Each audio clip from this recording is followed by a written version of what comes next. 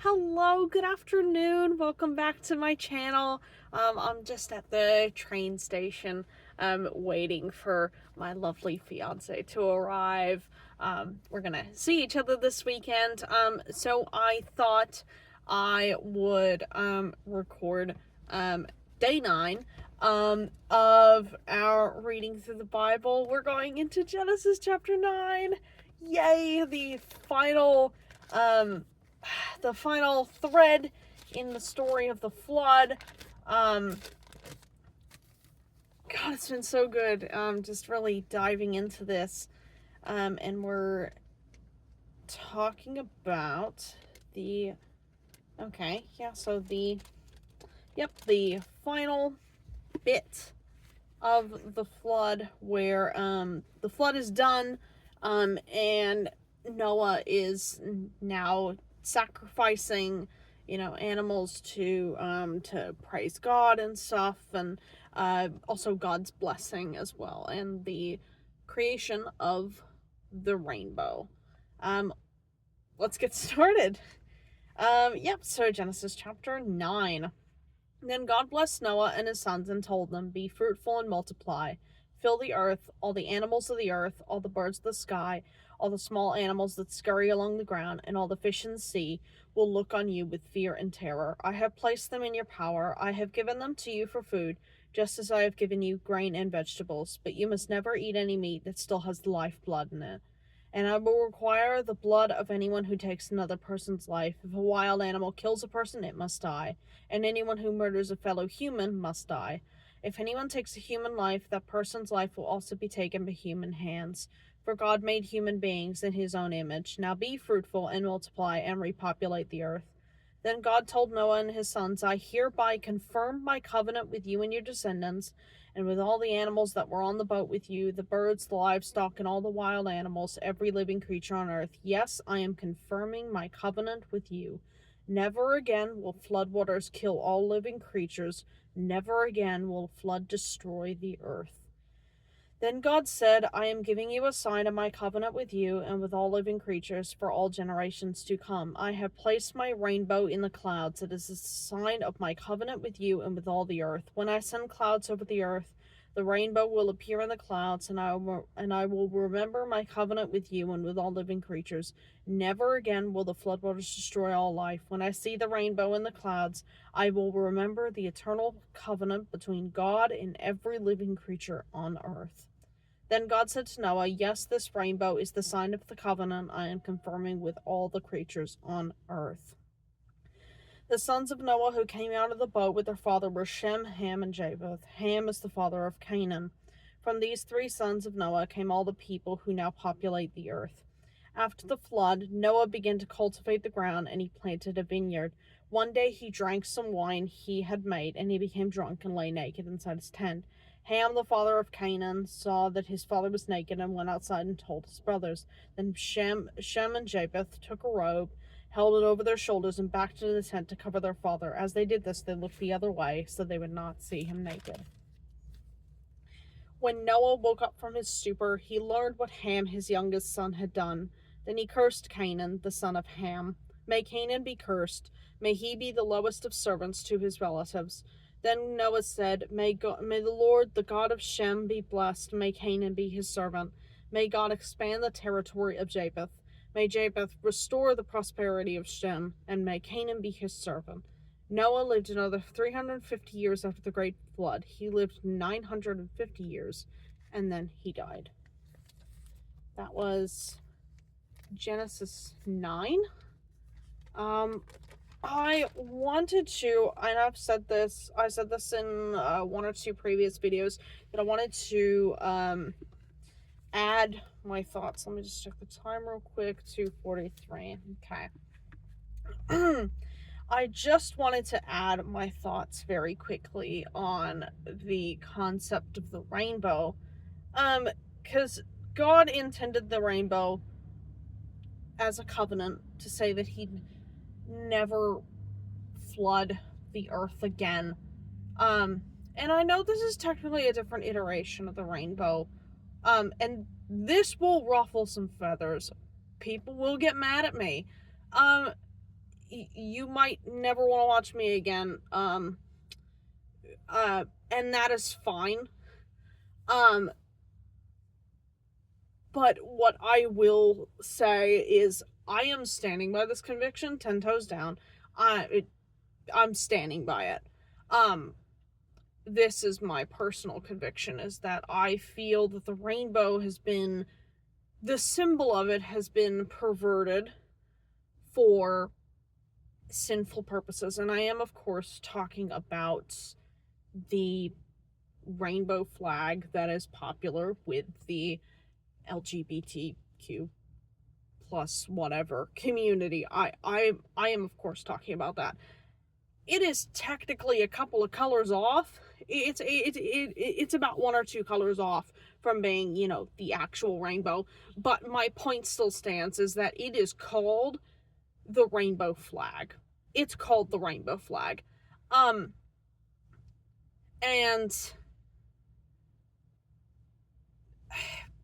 look, as a Christian, we are called to love even the sinners. And yes, I have the nothing but the utmost love and pity for those who choose to go that way, who choose to join that community. But I can't sit here and be on this platform and confess to be a Christian and not say that that is not a sin, because I used to be in that, well, not in that community, but I used to be in a stage of life where I was okay with that, where I excused it as, oh, love who you want to love, do whatever you want to, none of my business.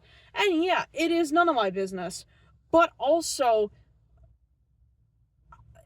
in good faith, I can't just not be on here and not say that that is not a sin, because it absolutely is. It is a sin, and it is perverting God's design for people, for marriage.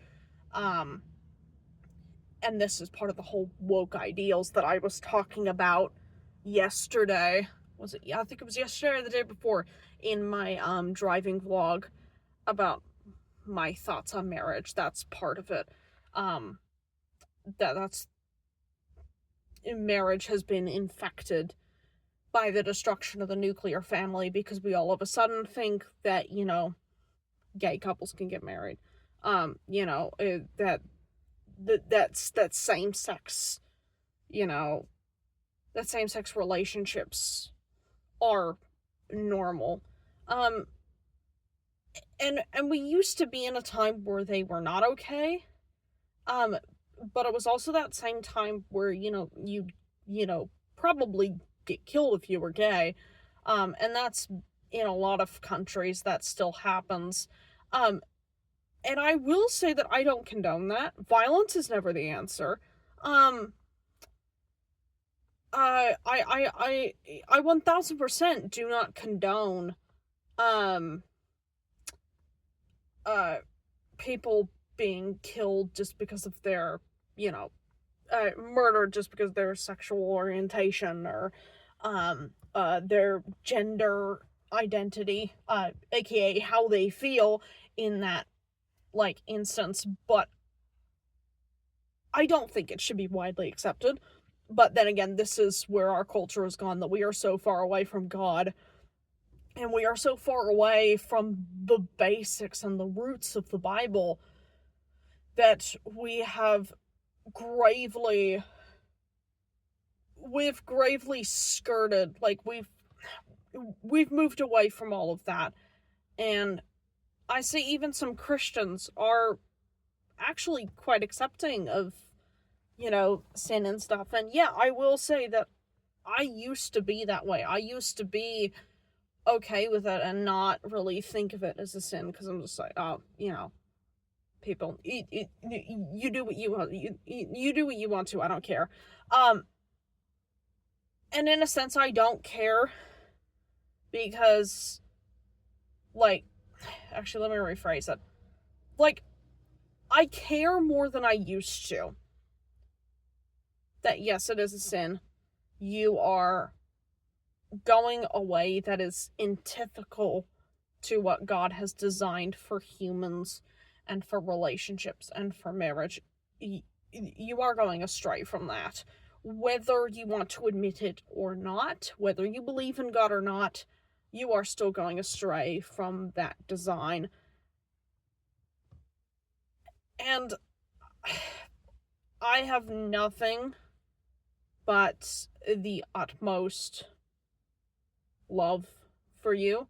And my hope is that if there are any, gay, bi, lesbian, transgender people watching my channel, if you happen to stumble across my channel, my sincerest hope is that you turn to Christ and that you find something better.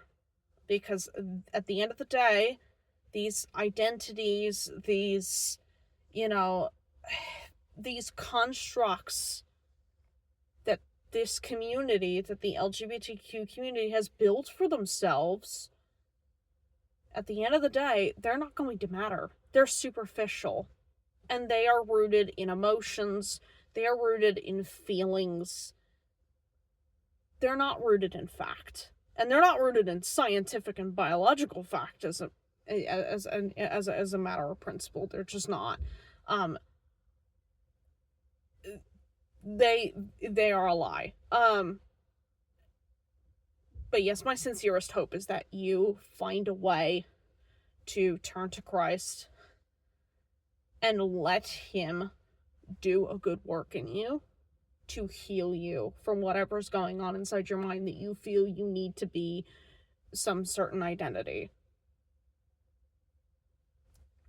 Look, that's all I'm gonna say about it. That's my conviction on the matter. I've stuck to my guns on that for a while now. And I will continue to stick to my guns on that.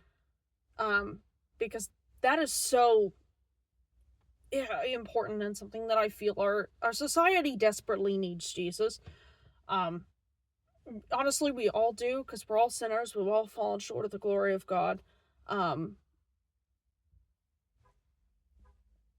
But there are some people who definitely need Jesus, like really, really need Jesus.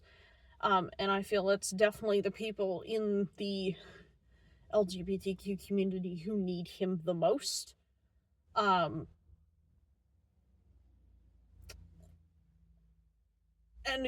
with that would be the encouragement that Jesus gives. Go and sin no more. If you are, doing your best to walk away from that, if you are a new Christian who used to be a part of that lifestyle, I would give you the encouragement to go and sin no more. Because I do not believe that anybody is born that way. I've honestly never believed that anybody's born that way.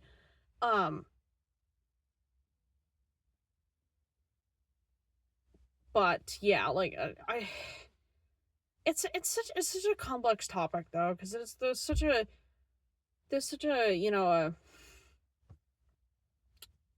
how do I phrase it? There's such an acceptance of anything and everything these days, and it's really hard to kind of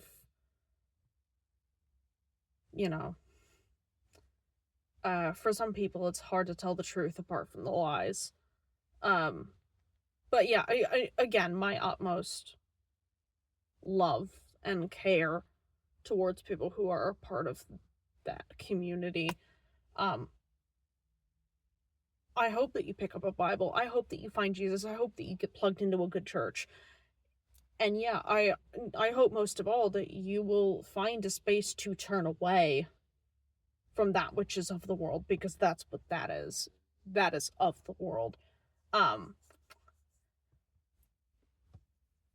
yeah, definitely, because the rainbow means something very holy.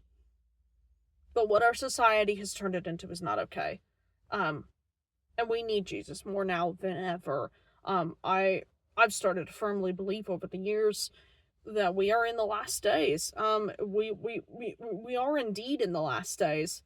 And yeah, for some people that's actually kind of hard to comprehend, but we are. There are things happening that are driving us closer and closer towards the last days, and we need Jesus. We need him. So yeah, there concludes my little spiel. I was gonna turn my section on the rainbow into a driving vlog, but I'm like, okay, I'll stick with my original plan, and I'll actually put it in, my Bible reading video, because that's what I originally planned. Yeah, that's a lot. A very heavy topic. I do not blame you. If you are someone who's stumbled across my channel and you've heard, like, what I've said, and you don't like it, and you want to scroll off, that's fine. That's fine. I'll still pray for you. I'll still keep you in my thoughts and prayers that, my hope is that you will be convicted. Otherwise, I don't mean to, shove my religion on anybody else. I'm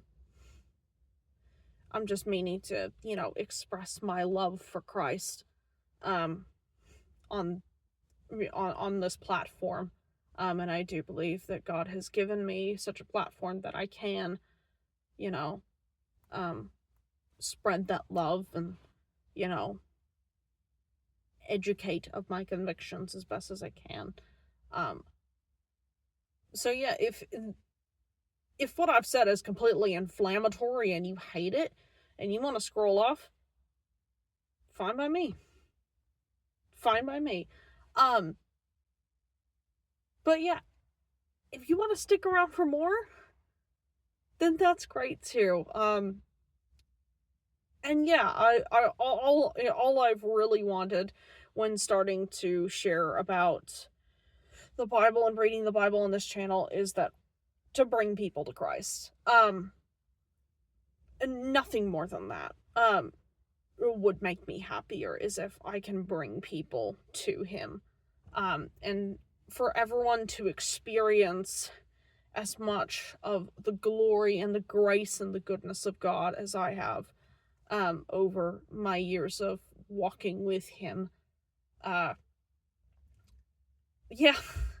Yeah, this was a bit of a heavy one to talk about, because I do really struggle with sharing my opinions. I very much struggle with sharing my opinions around nuanced topics like this, but I feel that this is a great platform that's, given me that opportunity that I can freely, share my thoughts. So yeah, I will leave you with that. As always, please like and subscribe. It'll really help the YouTube algorithm push my channel further out to the masses. And also, if you have any prayer requests, please put them in the comments. I'll take them under my wing and pray for you. And also, if you have any questions about anything Bible related, again, full disclosure, I'm not a scholar, but I will be more than happy to answer them for you with the amount of knowledge that I do have from, my years walking in the faith and dabbling in a little bit of, theology and stuff. Yeah, so again, I'm gonna leave you with that. All my love to you. Have a great evening. I'll be meeting with my marriage celebrant this afternoon with my fiance in tow to talk about our wedding. I'm so excited. I'm so excited. I cannot wait to be married. And further discover, the goodness and the grace of God within the marriage union. And just to be married in general, like, it's gonna be so fun. Yeah. Have a good afternoon. I love you all. Thank you for listening today. Bye.